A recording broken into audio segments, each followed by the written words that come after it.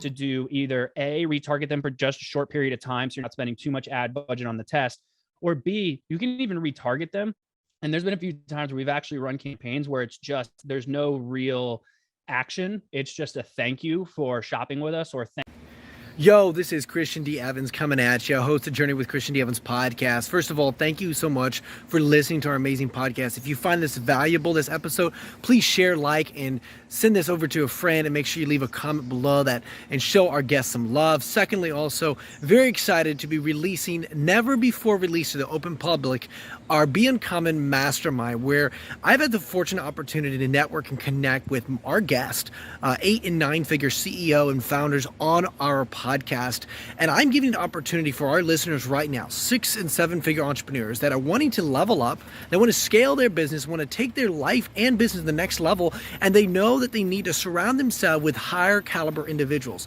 So I'm giving you an opportunity to have access to my network. And I'm talking like Pascal Bachman, which ran a mid 8-figure business, Vinny Fisher, which ran four-time 8-figure business owners, as well as we've got Nick Cavuto, which has incredible network like Gary Vaynerchuk, Tony Robbins, and so forth, JC Granger, David Valentine, Mandy Ellefson, so many amazing 8 and 9 figure entrepreneurs. And so if you feel like you're stuck in a rut and you're on a treadmill and you feel like, okay, hey, I need to level up your treadmill. Okay, your business is not able to scale up, move to the next level. Guess what? Then you need access to my network and some of these amazing 8 and 9 figure entrepreneurs. So make sure you go to christiandevans.com/mastermind-now. christiandevans.com/mastermind-now. The link is in the description as well. Make sure you click on that.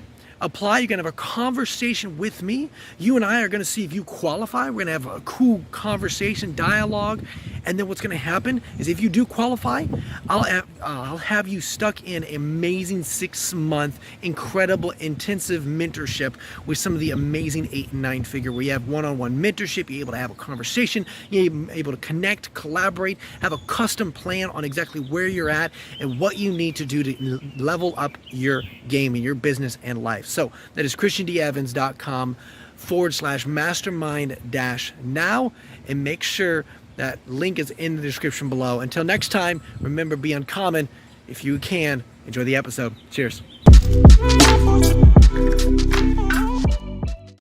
Thank you so much for tuning into Journey with Christian D. Evans podcast. I'm your host, Christian D. Evans, and we have someone special on today. He is known for the robust marketing automation synopsis, guys, and he is just a massive, incredible marketer. And so he has actually been a marketing-focused entrepreneur with 15 years of experience in multiple industries.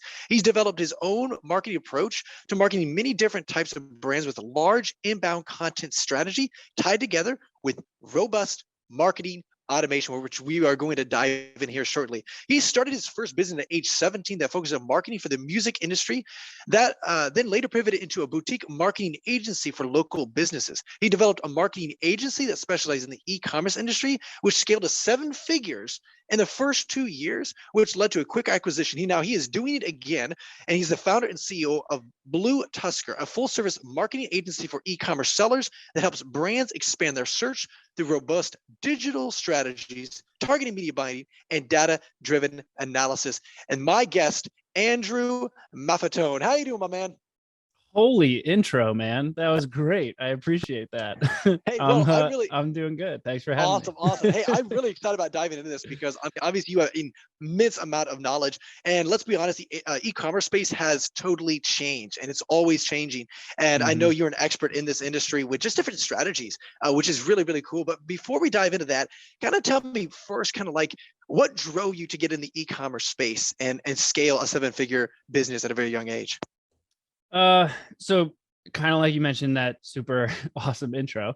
I was in it, basically it kind of like, I don't even know how to explain it really. It just slowly started to happen. So I started in the music industry working with like bands and venues. Then the venues wanted me to do some extra stuff that kind of turned into like hospitality/retail.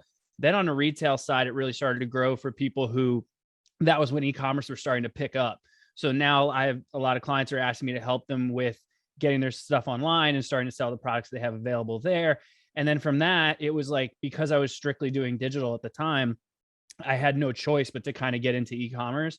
Then after I had exited that agency, I wanted to go back in-house for a little while and kind of get deep somewhere and kind of get a better understanding of what it's like to be in-house somewhere and deep dive into something. And I ended up going into an e-commerce company. Oddly enough, as time went on, the person I worked with, we had someone else in the same office who was talking about starting an agency for e-commerce, and I had my itch, so I went back into e-commerce digital marketing. So it's been a fluid, long ride. No, see, it's so interesting because like you said, you were on the forefront of it before it became really like known as the e-commerce side of things. And so, because everybody's jumping into it, whether it's drop shipping, whether it's, Amazon, FBA, whether it's Walmart, and there's different like sales funnels and stuff like that. But, what have you seen change from before to now in the industry?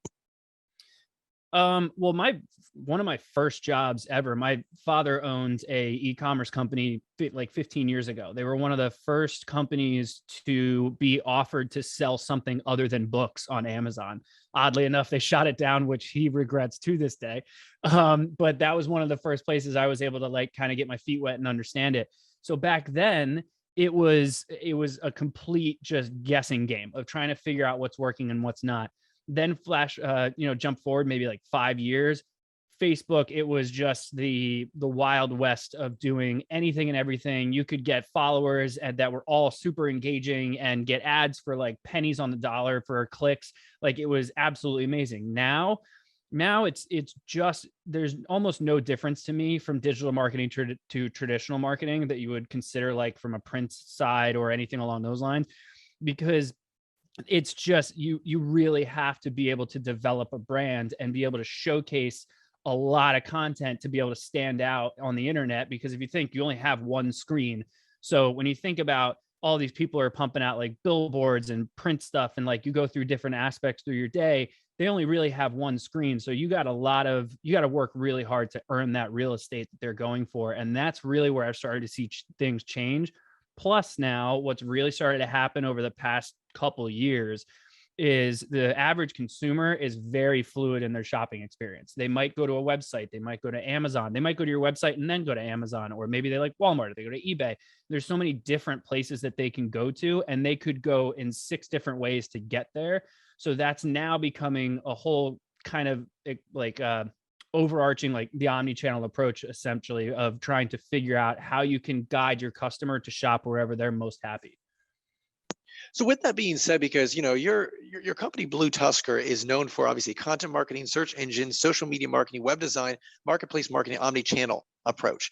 Out of those different approaches, or acquisition channels, I should say, what have you found is the most impactful? Definitely for e-commerce, because I do know the e-commerce space, you're talking sometimes tight margins. And I know a lot of times it's not really on the front of acquisition. It's more of, okay, hey, how do I keep this customer long term and keep buying from me? Because then obviously you have more of like a continuity side of things that create more volume or more revenue. Honestly, it really comes down to the customer service side and then the user experience on the website, because essentially you could have the world's best marketing, but if you send them to a site that they just don't have a good experience on, they're not going to come back. And because of the cost per click now, or how much content you got to be pumping out to get people over to your site, it becomes very expensive to acquire a customer solely digitally until you start to really get some more organic growth, or you start to trend more word of mouth. So because of that, you really have to make sure that you have a lot of extra things in place to make sure that they're going to come back and shop with you, or you have to make sure that your margins are so tight and you're focused really on getting that customer acquisition cost as low as possible. If you have a product line where maybe they don't shop, several times a year, maybe they only need to buy something once, in which case that's a completely different story.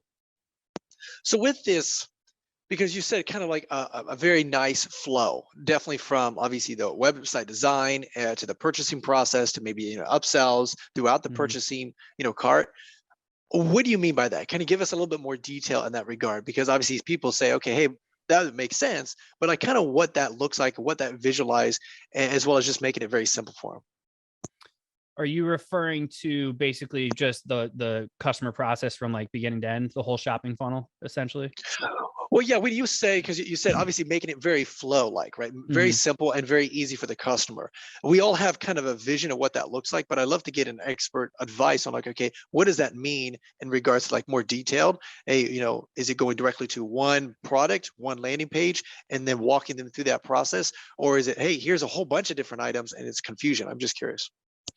So that kind of comes down to, it's a little dependent on the product line, right? Like if it's a product that just has a bunch of accessories and you're really only selling like one type of thing, you can probably get away with just sending to a landing page, but sending them to your website does allow them to shop around a little bit.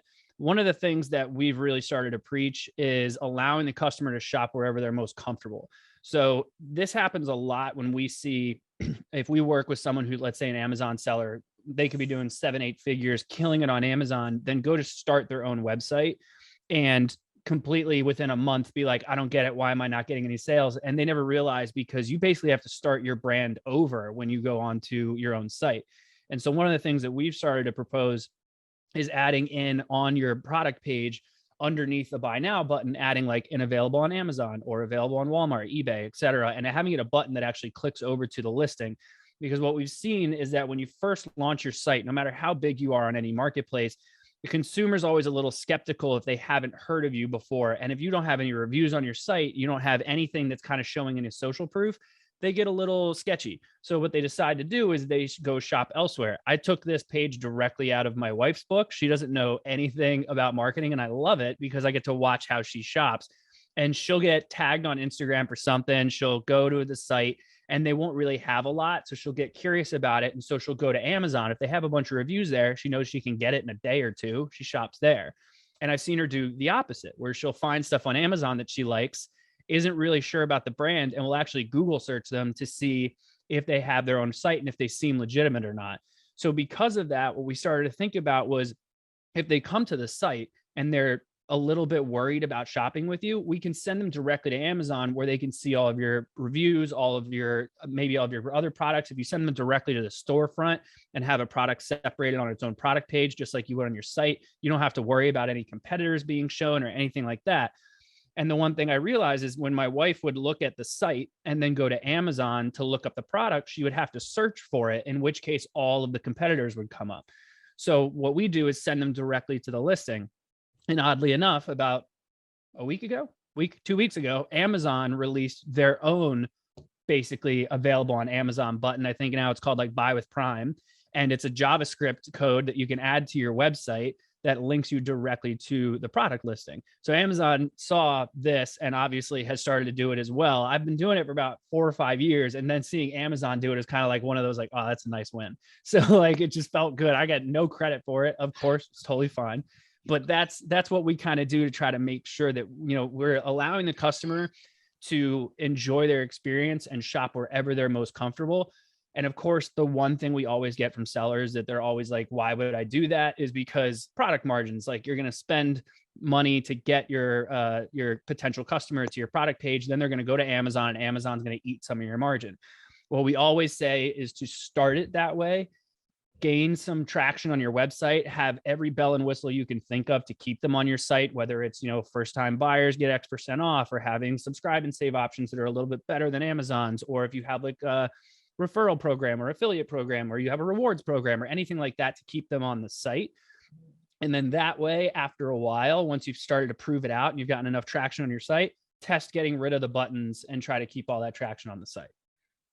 Well, I see where you're coming from in that regard. And it's actually a very different approach, because I've always known, or always thought of the process, hey, you want to bring them through your funnel, because obviously you can grab their email, you can grab their information, and that becomes its asset in itself. But like you said, it almost loses opportunity for higher sales and conversions, because maybe they are more comfortable buying something on Shopify or Amazon, for example, or Walmart. And the reality is, what you're doing is basically making sure you remove all the hurdles as possible, so that they are at least converting. And it doesn't matter where you're converting, because on the long term, on the back end, you're going to acquire them at another time. Now, let me ask you this, because I do know Amazon does not sell that information, or does not share that information with you for whatever reason, which is pretty tough. And I've heard that definitely in the e-com space. We want to drive traffic to them, because obviously the hurdle is really removed from that.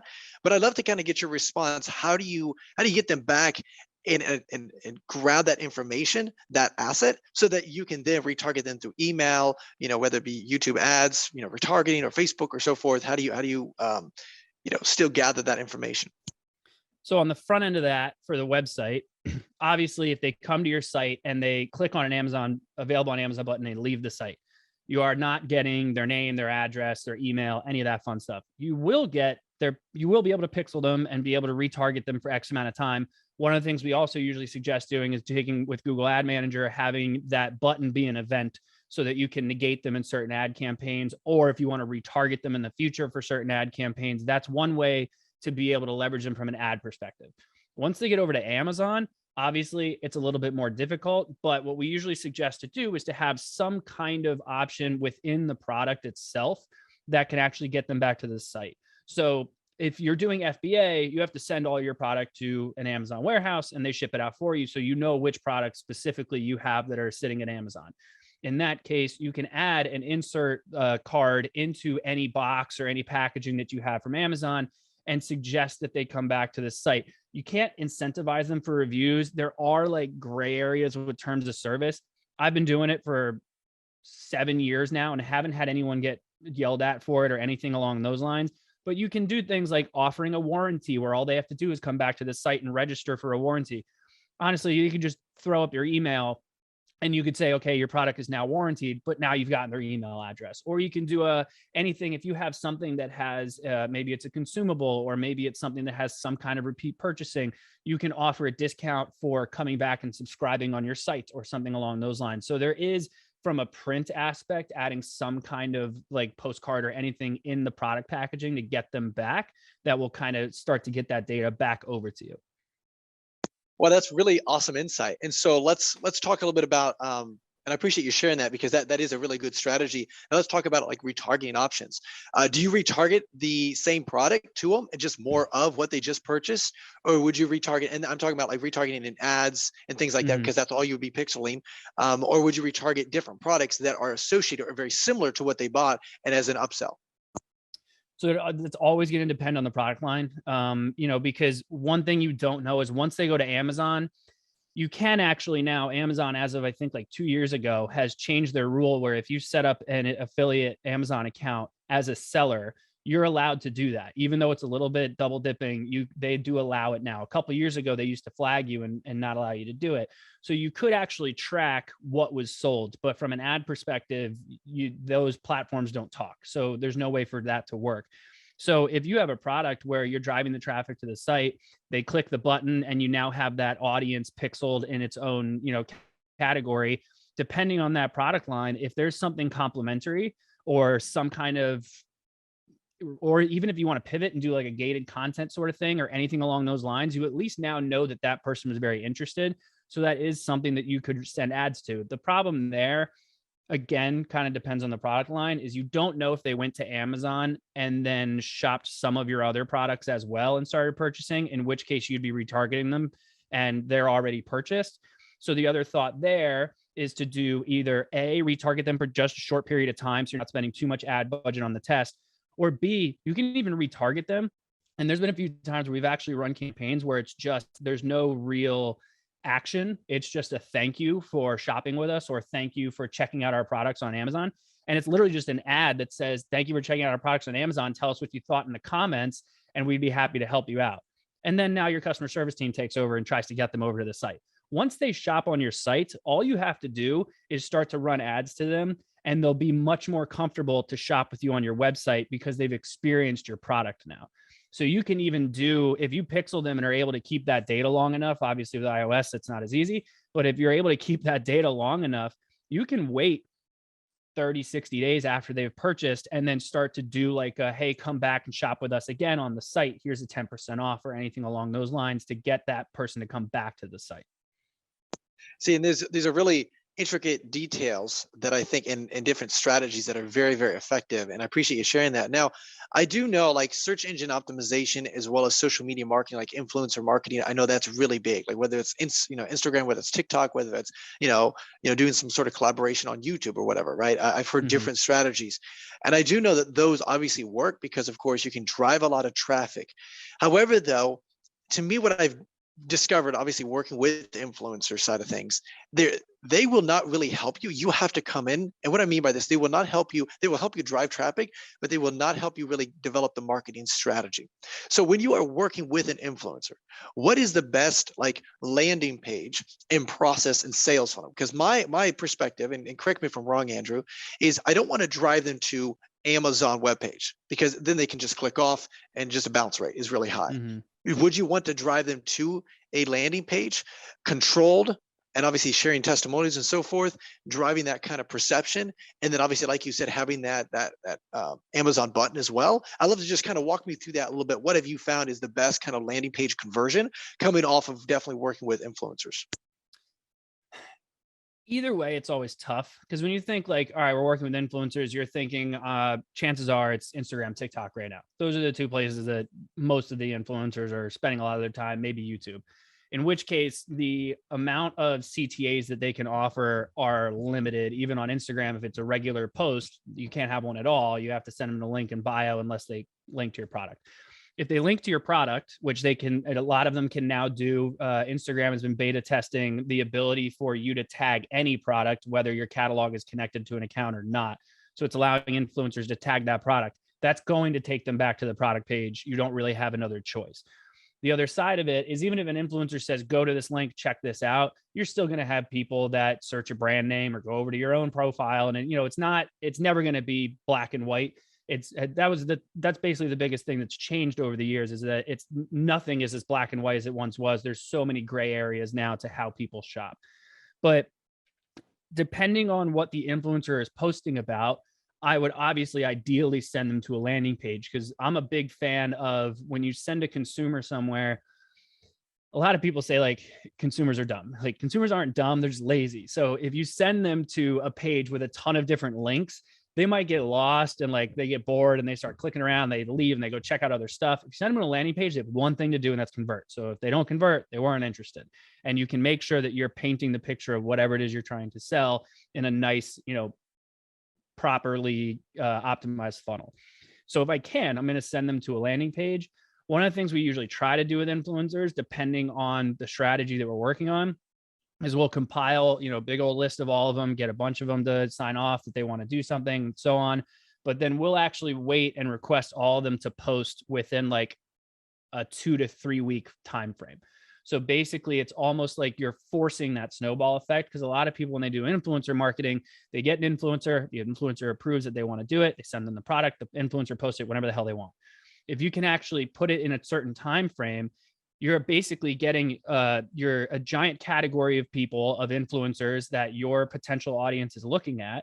And then all of a sudden, it's like, all these people I follow are talking about this product. I have to check this out. Instead of just like, it's just like if you were run an ad, if someone sees something once, it's a rule of 7, right? If they see something once, nothing might happen. They might be like, what is that? I don't know. But they see it 7 times and they start to question like, okay, what's happening here? So if you do that with your influencer approach and send them all to a landing page during one certain time, maybe it's a new product launch, that's where you'll start to see a lot more success, because all of that additional branding from all the influencers within a smaller time frame.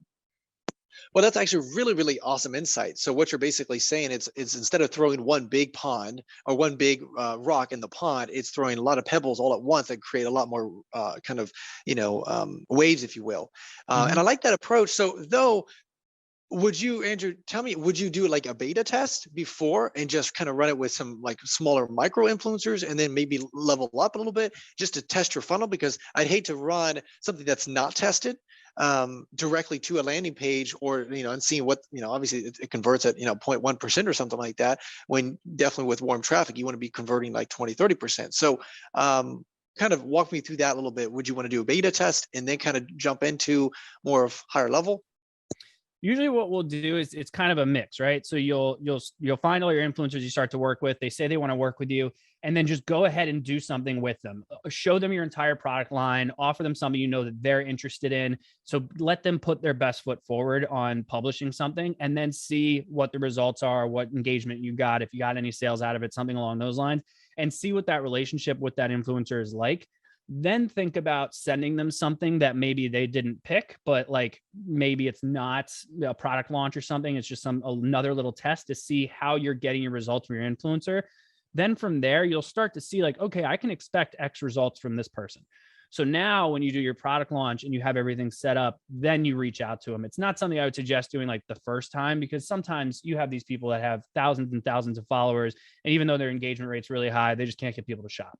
And so it's kind of a moot point, kind of depends. But I would definitely say you want to test out the relationship with the influencer before doing a big product launch campaign or anything along those lines. Testing the funnel in itself, you might want to run some ads to it or anything like that. But if you're doing a product launch, you have a pretty small window and you want to do a big announcement. So you don't really have that much testing you can do, but you can kind of do like a soft launch sometimes, depending on what you're launching, and test it that way as well. So what you're saying then is really just testing at a smaller level, just like you said, because you want to make sure that the things are working, but it's a relational kind of thing, right? It's building relationship. Don't expect to just do it overnight or like within 60 days. Hey, it's a relationship. Hey, send this stuff out and having that conversation. So let's say, because I do understand in the e-com space that from the people that I've known, they leverage influencer marketing much more than running paid ads, just because obviously the margins definitely up for YouTube. It's just the metrics are just not able to run sometimes through paid acquisition.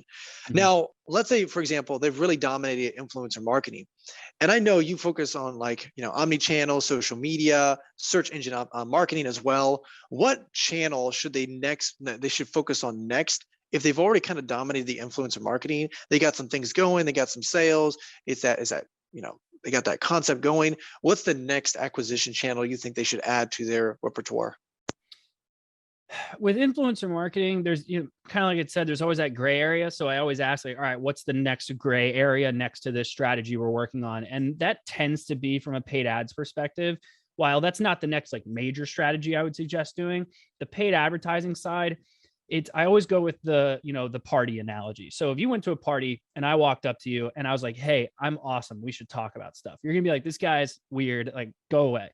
But if we're at a party and everyone else is coming up to you saying, hey, Andrew's awesome, you should talk to him, you're going to go to me and you're going to want to talk to me, right? So it's a similar concept with influencers, which a lot of these paid ads approaches, whether it's Facebook or Instagram or TikTok or whatever you're doing, when you're running ads as your own profile, you're essentially going to the customer and saying, I'm awesome, shop with me, I'm great, come here. But if you allow influencers to do it, and then you do something through the sponsored post side of things and allow them, they approve you to start boosting their posts and use their face as the ad, you're allowing someone else to say that you're awesome and that you should come shop there. So it's that kind of approach of having a cohesive influencer and paid ad approach work together.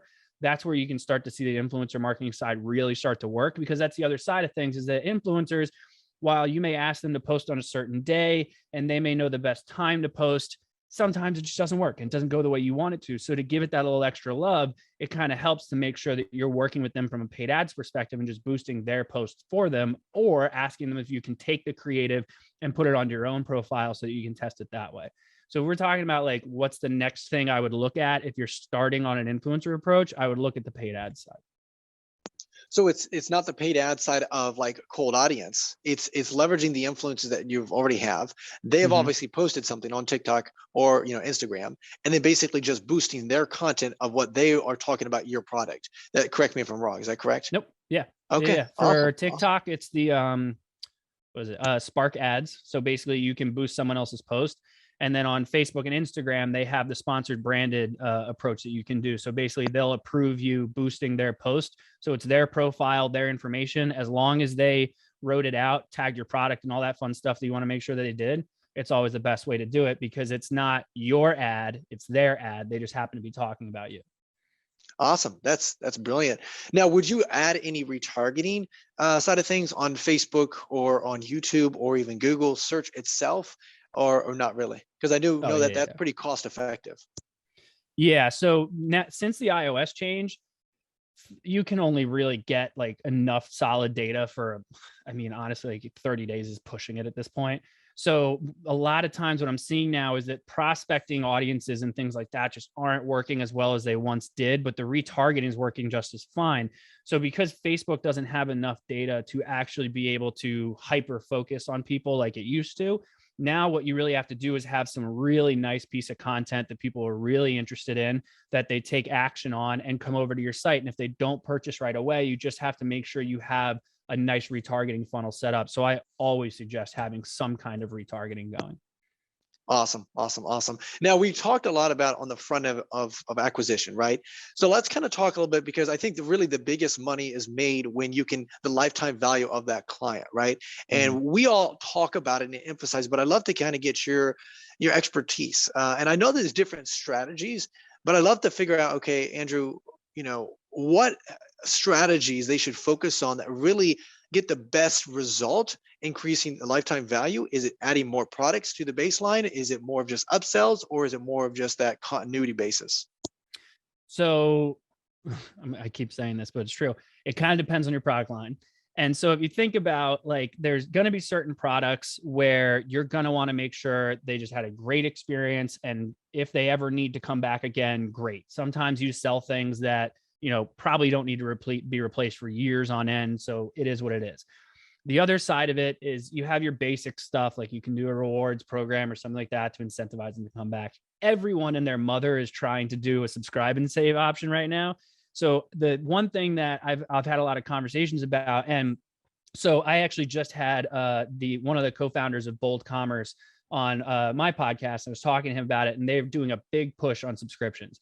And basically what they were talking about, and which stands true to everything, is a lot of e-commerce sellers make the mistake of, oh, my product needs to get purchased every month, I'm going to throw a 5% off subscribe and save option on my site. And then like 2 months later, they look at it and go, no one's subscribing, this thing doesn't work, and they give up on it. But you have to think about, when people subscribe to something, they want that extra value. 5% off is not going to do it for something that they're going to get billed all the time. That you have to provide a ton of extra value. So what we've started to see a lot of e-commerce sellers do is start to create their own content that only you have access to if you subscribe, or surprise them with like smaller samples of things or anything like that that you can possibly do within a subscription option. Or if you obviously have the thousands and thousands of different like boxes that you can subscribe to, that stuff changes every month. So it's kind of like a gift, and you're excited for it to show up, or you have access to something maybe you didn't have before. We have some B2B e-commerce clients that when they do a subscription side of things, they get access to like certain groups of people that they can have, networking conversations with, that basically it's like a membership fee. So there's a lot of different things you can do from a subscription side.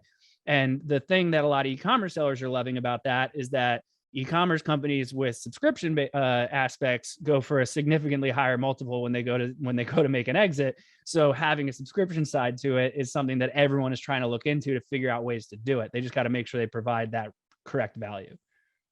Well, see, that's what I always find interesting. I've got a brother-in-law that actually started doing FBA, and he sold a lot of these like fake plants. I forget what kind of fake plant, but it really doesn't matter. But anyways, and I said, you need to have some sort of continuity or upsell or something along that line. And we were talking about it. It was like, well, what else do you offer, right? It's a fake plant. It's just like a one transactional thing.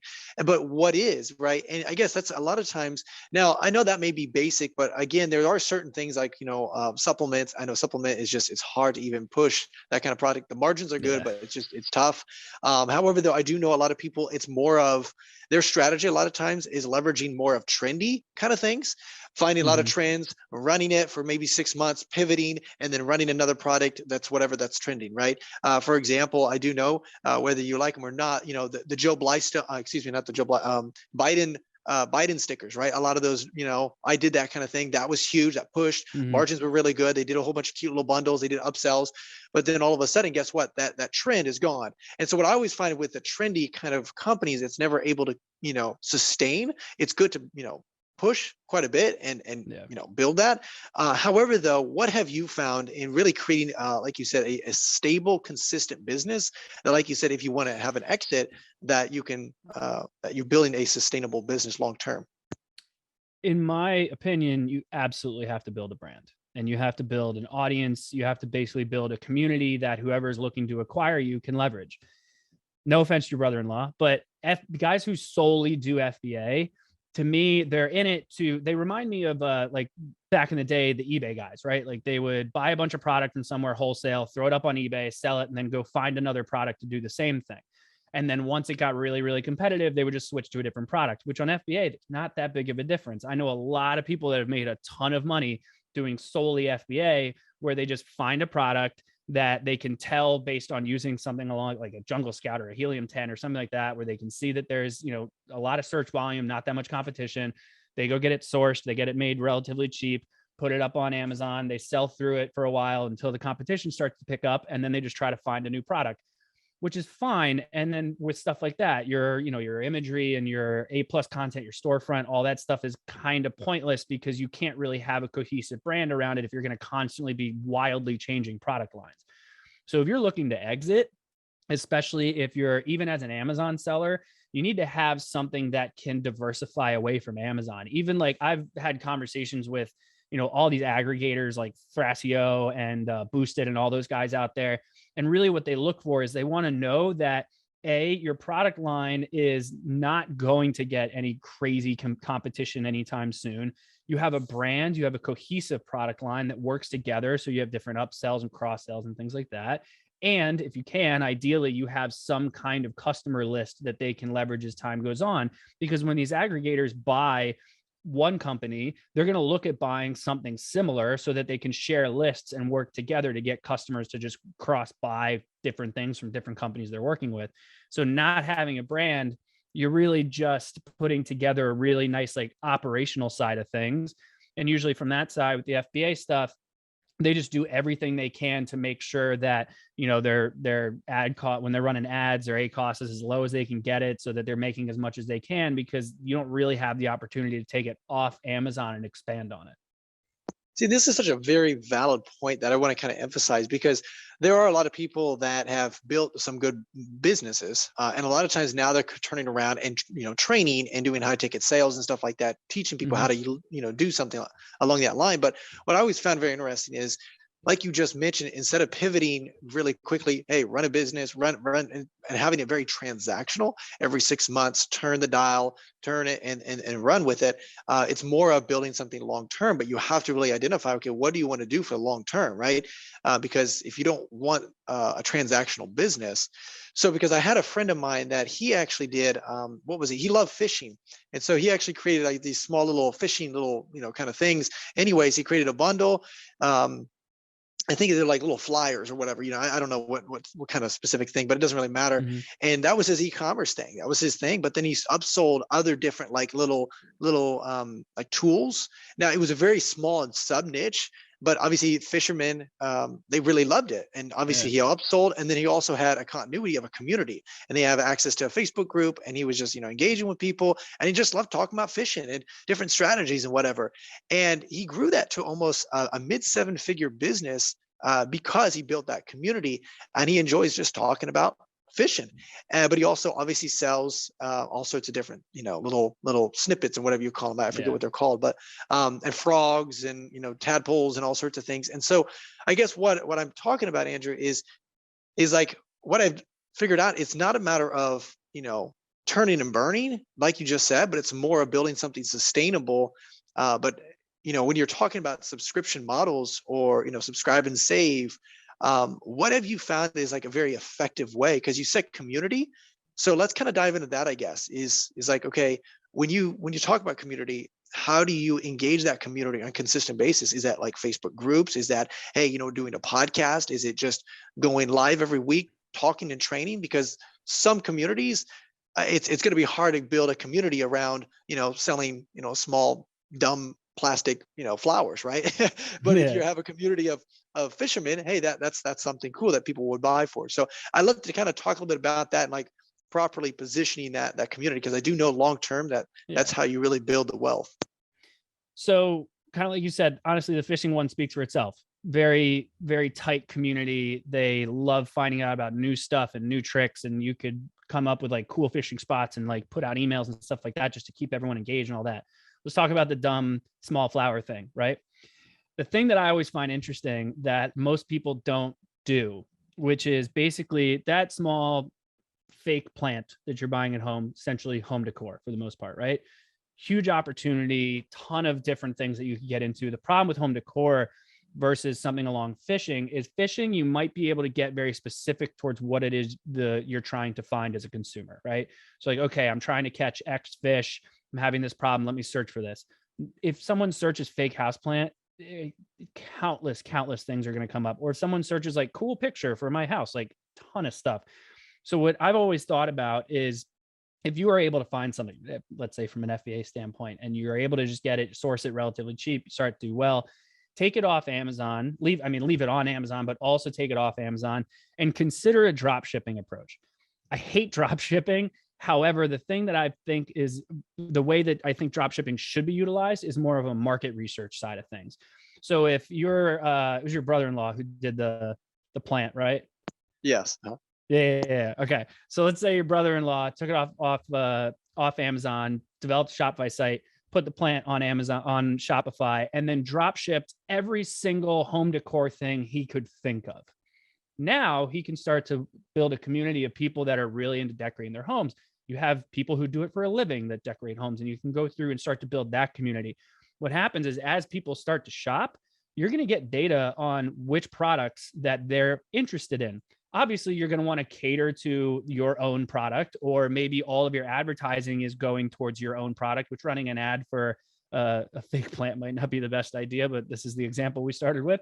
But then you're driving all the traffic to the site that way. You can see what people are buying, and then just look at, okay, I'm selling a ton of these. I'll go private label my own of that, and then take that one off your site. And now you have 2 products. And then you see what else is did. Then you have 3 products, and it starts to go along. And now all of a sudden you have a big product line of exactly what the people on your site want. And you're just using other brands' products to learn what it is that your community is interested in.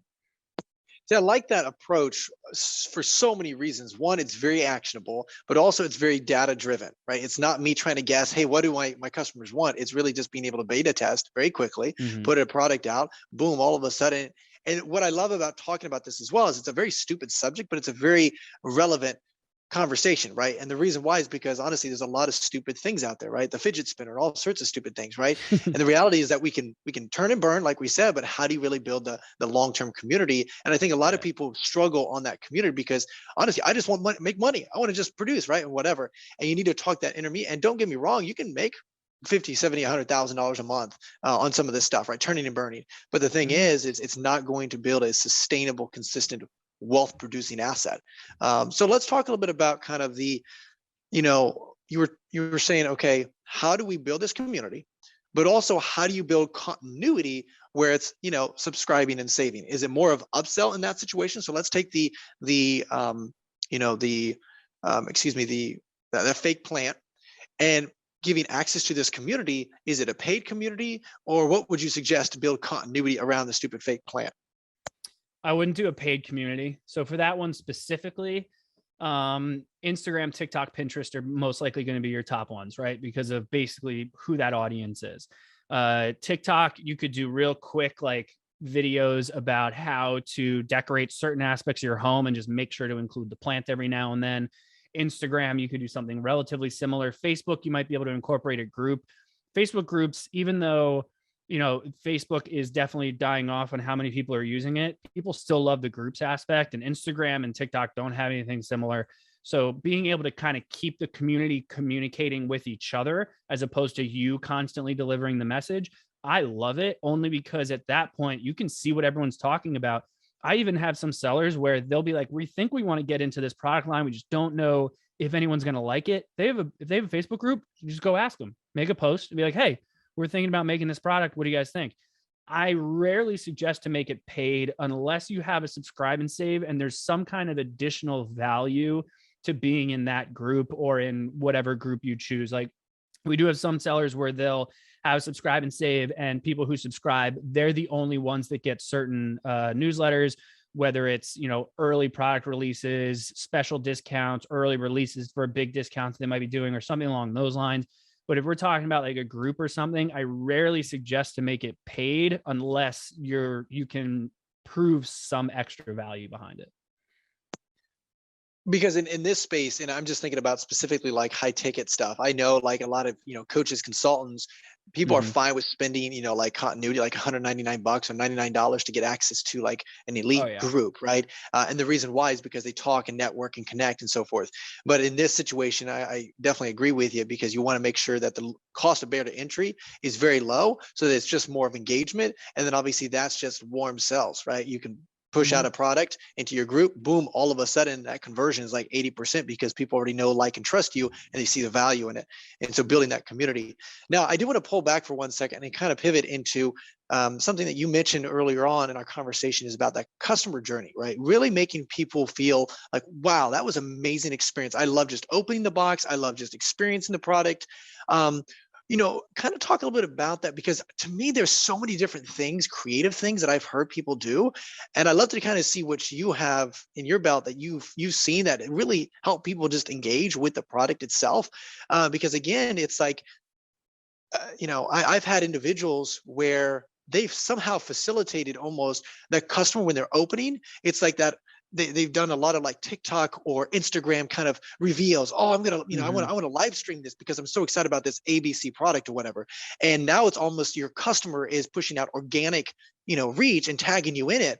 And I've seen that's how a lot of people go viral because of that situation. So at a higher level. So I'd love to kind of hear kind of what are some things that really help just really emphasize that customer journey, and really, just even leveraging them to post about you. I'm a big fan of always surprising them with something. So if let's take the fishing product approach, right? So someone goes on your website, they buy this fishing product, it shows up to their house, they get the fishing product, end of transaction, right? But that this community is buying this fishing product because they want to be better at fishing, they want to catch more fish. So here's the product you ordered. What else can I put in there that's going to help you, right? Like, what extra value can I provide that you weren't expecting, that you didn't know was going to come? So let's say, I don't know how possible this is, but let's say that, your buddy is able to understand the certain state that they ordered it from. Based on that state, they get a certain insert, and it's all the top fishing places in that state.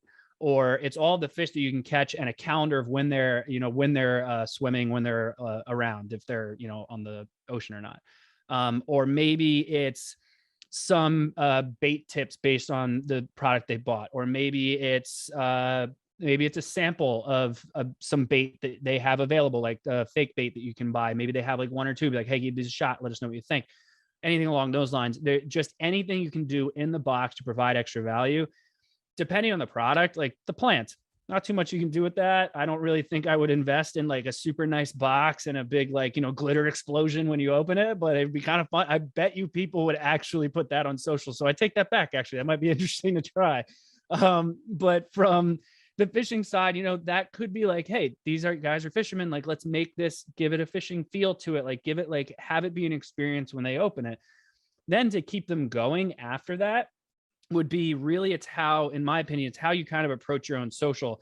Of every time, put some kind of insert in there and be like, the first fish you catch with this, and I apologize, I don't know what the tool is, but let's assume it helps immediately. It's like on the end of a hook, right? So the first thing that they actually catch with it, tag us on at this URL, and we'll reshare every fish, your first fish caught with this. And then all of a sudden, when they start to see you on social, they see all the fish that people have caught with it.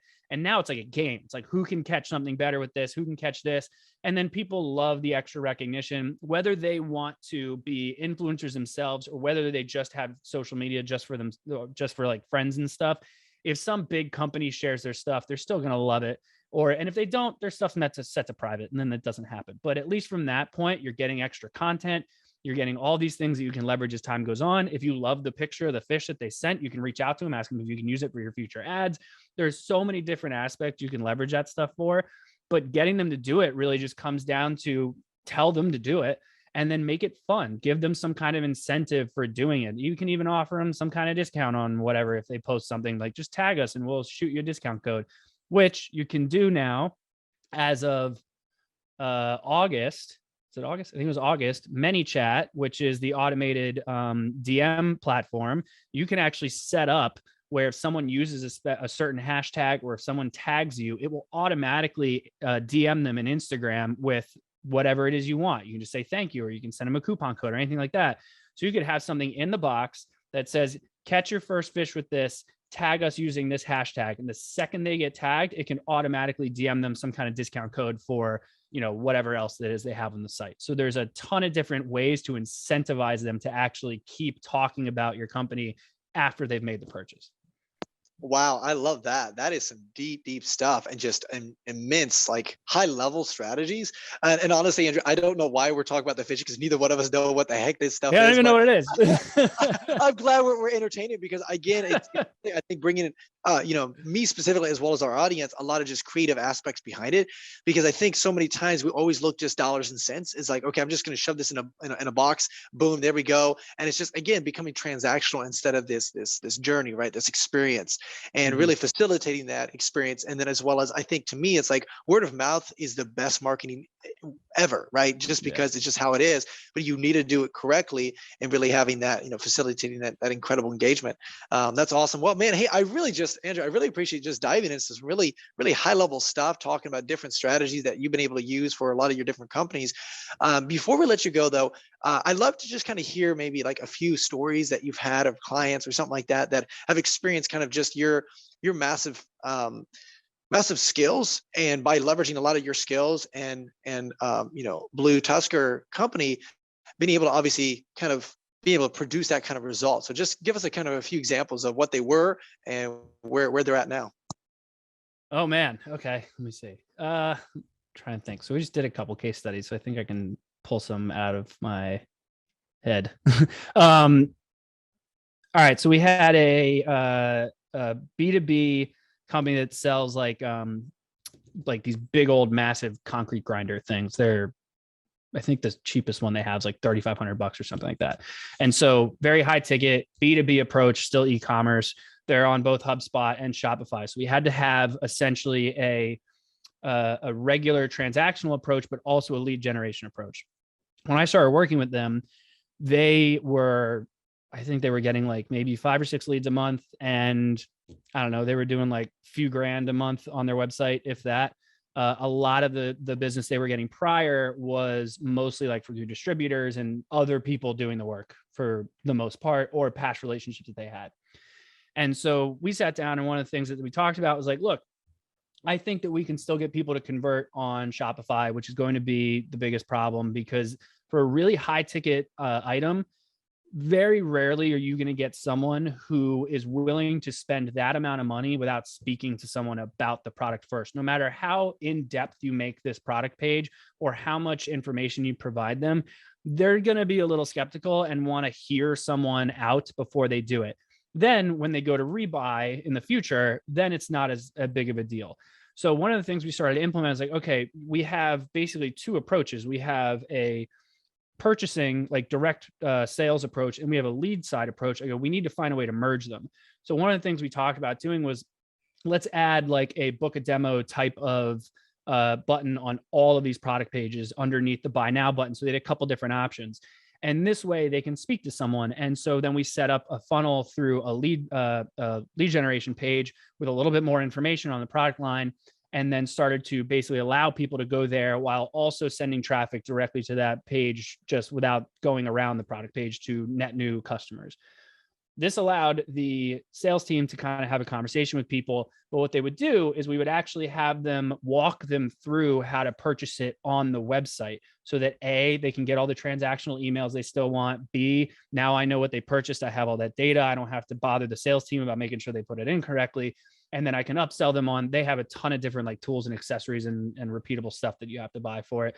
So now I have a bunch of different upsell opportunities I can send them down. Plus, as they're going to check out, they're seeing additional things that maybe the sales guy hadn't talked about. So now we're still getting that information into Shopify. We're keeping the relationship, the individual relationship of that customer within HubSpot, and leveraging a lot of their marketing automation. So basically we started with them it was late 2020. And then, so we just wrapped up their case study that I think we did 2021 versus 2020. So I honestly would have to look at the case study to remember what it's at, but I looked at their numbers last week. They're doing anywhere between 35 to 45 leads a week now, whereas before they were doing like 4 or 5 a month. And their CPA is actually a third of what it was. They were closer to around like a $200 mark. They're around a $60 to $75 mark per lead right now. Their conversion rate on their website is significantly higher. It's a bit tough of a judgment because we have to look at purchases as well as leads because we consider both of those conversions. However, they're far beyond a lot of their competition. And now we're starting to get a lot of guys that are just coming to the site. They're showing up direct. They're showing up organic and just typing in the company name directly. And it's from a lot of word of mouth because this is a community that talks.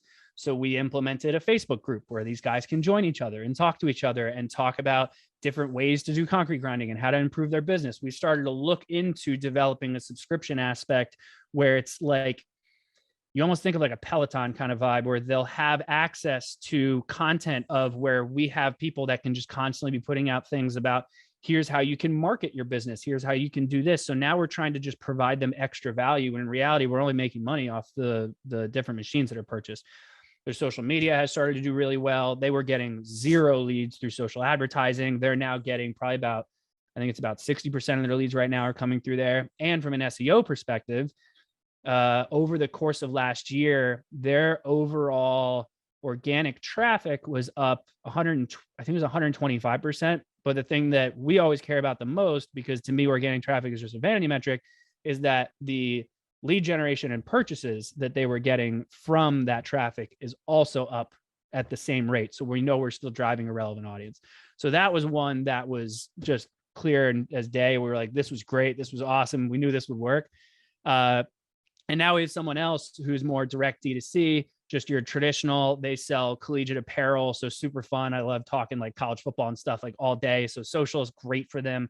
Their engagement's doing fantastic. They're one that we've implemented the Amazon button for. So they're not only getting a lot more traction on their website and seeing a lot more people coming back from Amazon, but their Amazon business is doing much better, which is kind of for them what we're really focusing on, because them competing with like Fanatics is a nightmare. But they're another one where we started to see some serious growth, and they're already probably looking at, I think they'll at least 2x this year, and they're an 8-figure company. So that's a pretty significant number. Wow. And see, what I love about that is just like you said, the omni-channel side of things, right? There's just so many things, so many details that a lot of people don't see. And obviously leveraging, you and your company, you can basically take something very simply, know what the weak points are, what the red flags are, and be able to deploy a strategic marketing plan that will actually produce the biggest result. That's awesome. Andrew, how do our audience reach out to you, just be part of your community and just be part of what you're doing, man? Yeah. BlueTuskr.com, BlueTuskr. There's no E in Tusker. We're at BlueTuskr on all social media channels. I'm at Andrew Maff on all social media channels. I have a podcast as well called the E-Comm Show, where we interview different e-commerce sellers each week, or if some influencers that are in the e-commerce space, things like that. And then we also have a weekly newsletter we do called Click and Conversion that's solely focused on e-commerce. It's got like a morning brew kind of vibes. It's a little lighthearted. But that's, and then our YouTube channel, of course, which is also at BlueTuskr, but we pump out as much content as we possibly can. Awesome. And guys, those links will, hey, I love it. I love it. Awesome. Those guys, those links will be in the description below. So make sure you guys just be part of that, consume that content, whether you're in e-commerce or whether you're in the high ticket space, no matter what, there's a lot of different strategies that Andrew and I talked about that could really facilitate the best result in your business. So definitely reach out to that. And Andrew, before we let you go fully, again, just appreciate the immense value that with the detail that you were able to bring in different strategies. But is there any last words of wisdom that you'd like to share with our audience, my man? Get to know your customers. Way too many people think like, oh, I have to be on Instagram, I have to be on TikTok, I have to be on here, but you need to know where your customer is and where they're at to join the conversation and get involved with them. Don't just assume they're everywhere. Then pick a channel and stick to it until you feel like you've nailed it. Then go to the next channel. Don't go wide and try to be a master at everything, because it's never going to work. And you're going to immediately start doing something and then think like, oh, this doesn't work for me. When in reality, you just didn't do it correctly and you didn't give it enough of your focus. Instead, you spread yourself too thin. So that's the biggest mistake I always see get made. I love it. I love it. That is just a really like almost $1 billion mindset, honestly, $1 billion mindset. Andrew, I appreciate the time that you brought in. Guys, that is Journey with Christian D. Evans with Andrew Maff. And remember, be uncommon if you can.